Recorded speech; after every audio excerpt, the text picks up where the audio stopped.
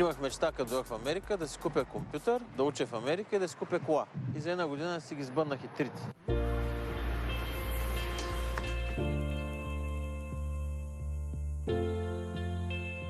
Продаваме носталгия. Тук продаваме вестници български. Тук можеш да просъществуваш без английски език.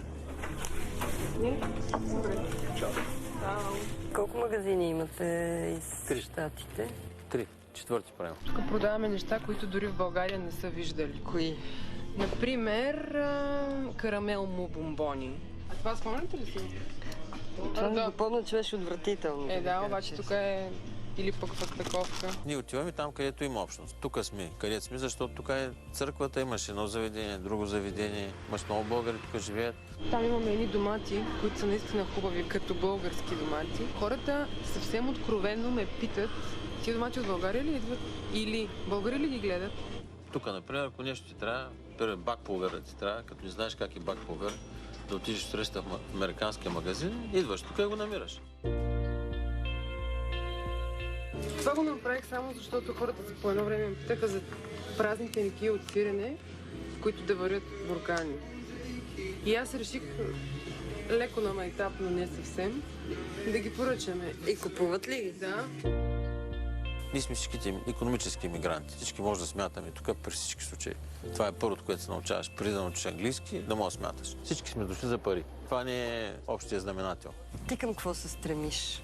Аз се опитам да построя паралелна България тук. Всичко, което ми е липсало, гледам да го докарам. В момента возим кисело мляко с самолет. Много хора не вярват. Купуват си го, ядат го и пак си мислят, че ще ги лъжим нещо. Но няма значение. Винаги съм обичал България. Хич не ми се напускаше. Но те се случи. Ние се кърпим на любовта към България. Ние продаваме носталгия, жалба за младост, миризми. Аз исках да дойда, да уча, защото България беше такава безпътица 97-ма. Трябваше да влиза в казарма, хората нямат пари, дивотия. И спасяваме се. Ние дойдохме много хора. Има една фраза. Америка е богата, защото взема първите 5 години на всеки иммигрант. Тоест идваш и почваш грешка, грешка, грешка, работиш за $5, за $6 на час. Това е все едно хората ходят безплатна казарма 5 години да строят пътища в България, да кажем. Ама всички, не само мъжете. Преди имах мечта тук да уча и си продължих образованието, но се оказа, че не е толкова специално. Кое? Образованието тук? Нивото беше много ниско. В един момент се задава въпрос за какво уча. Няма смисъл. Висшето образование е на по-високо ниво от нашето висше. Средното, мисля си, че не е. Нивото на тези 18-годишните, които току-що бяха влезли, беше много ниско. Аз с английска гимназия мога да напиша по-хубави есета от тях, всичко. Образованието, то загубва смисъл, защото тъпче не е на същото място. Тук нямаш социален живот. Поне ние нямаме. Аз нямам нито един познат човек от колежа. Така нямам един телефон, едно име. Нищо нямам. Защото идваш, ходиш на училище, после отиваш да бачкаш. Бачкаш, бачкаш, бачкаш. На моите деца бих им казал, че образованието не е само какво ще научиш, а по-скоро с кой ще пиеш бира, с кой ще говориш, кой ще познаваш после. А ти бил ли си дискриминиран тук като чужденец? Не. Тук това е голямата разлика между Европа и Америка. Тук да си имигрант, бял, е върха. Ако бачкаш и ако си бял, ти си напред. Работех в Starbucks и менеджера ми беше един черен. Той вика, виж какво, ти като бял имаш много по-големи шансове в живота от мене. Викам, бе, Андре, ти си американец. Той казва, ще ме разбереш във времето, като бял човек, имигрант, който си дошъл преди малко, имаш по-големи шансове, отколкото аз, черен роден тук. Майче е прав. Хубавото тук е, като кажеш откъде си, от България. И къде е това България? Европа. Те за Европа ти си или руснак, или немец. Но, например, ако аз отида сега в Англия, като кажеш, че съм българин, аз съм циганин. Тук, като кажеш, че съм българин, аз съм бял човек от Европа, аз съм немец.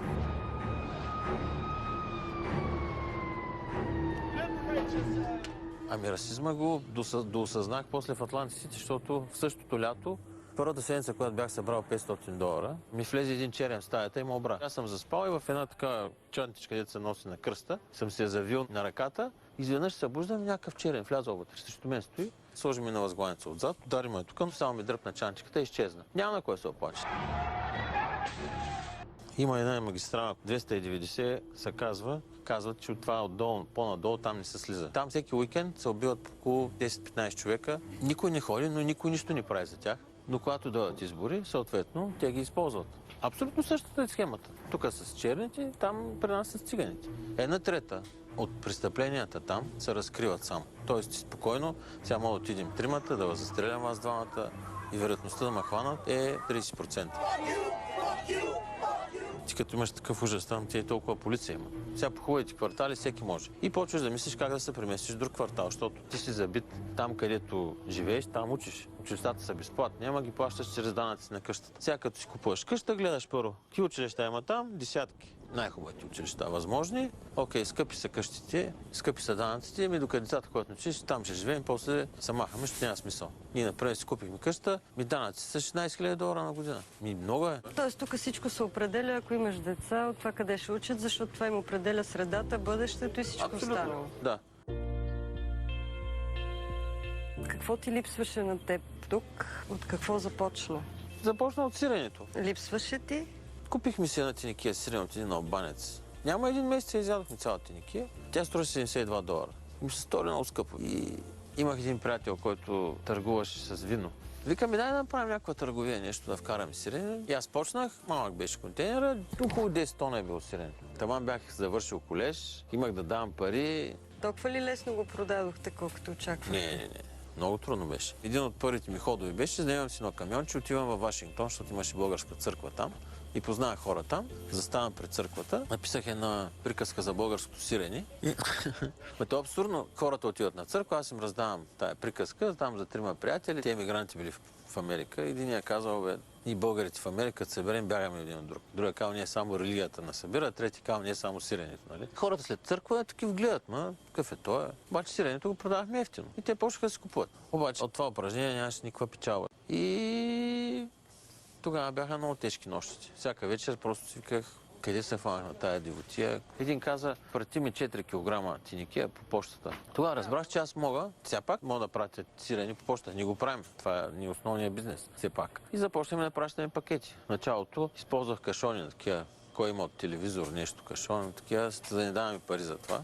Първата тиникия изпратихме на една жена в Вашингтон. Жена така, благодаря. Тоест аз разбрах, че хората са разпръснати, но ние можем да ги обслужим само по този начин. И така започнем да продаваме по интернет.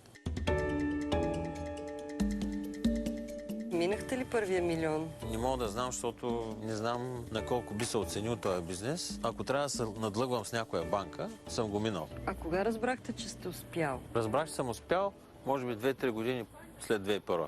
Когато едно момиче в Бостън написа едно есе в един много така престижен колеж, Бабсън коледж. Тя написала за малинчо нещо. Те й харесали есето, обадиха ми се и ме поканиха да отида там, на техни разноски, хотели и всичко, да чета лекция. Аз трябваше да им обяснявам как се прави бизнес от нищо и да оживееш. Защото това тук много рядко се случва. Казва, че страната на малкия бизнес, ама не, това е страната на големия бизнес. В големите колежи учат неща, които се случват днеска. А ние в малкия колеж учихме какво се е случило с Кока-Кола преди 100 години.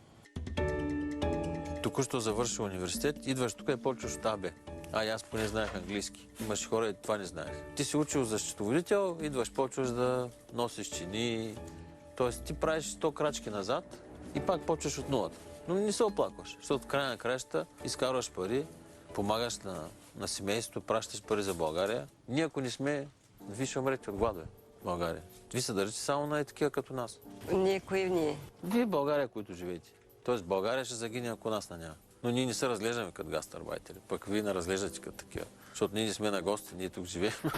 Лошото ще е, когато минат още 10 на 20 години и когато спре този поток на парите нататък. Ще бъде голяма криза за България. Тоест ние в момента си идваме, защото майки, бащи са живи, са още здрави са. Но в един момент, когато тая връзка се срежи и ти спираш си ходиш.